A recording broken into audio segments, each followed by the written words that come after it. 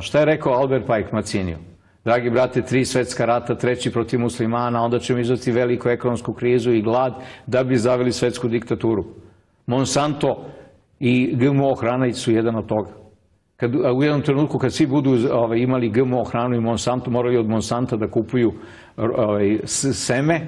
Ako Monsanto u jednom trenutku bankrotira, nećete imati više moći da kupujete seme, a svo seme naše autohtono će nestati. Jer Monsanto i GMO to seme uništava naša semena prirodna. Imamo veoma malo vremena i želim veoma konkretan odgovor.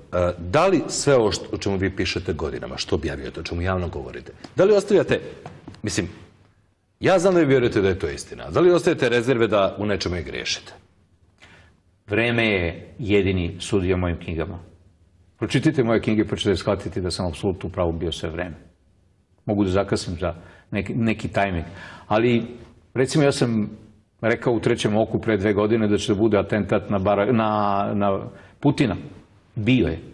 Rekao sam u Trećem oku da će da bude trovanje Baracka Obame. Bilo je.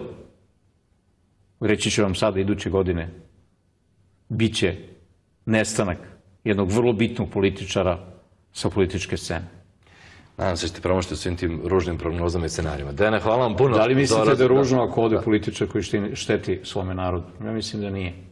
Štetočina. Ako se gubi bilo koji život, to je za mene ružno. GMO hrana uvedena Srbije je ubistvo celog srpskog naroda.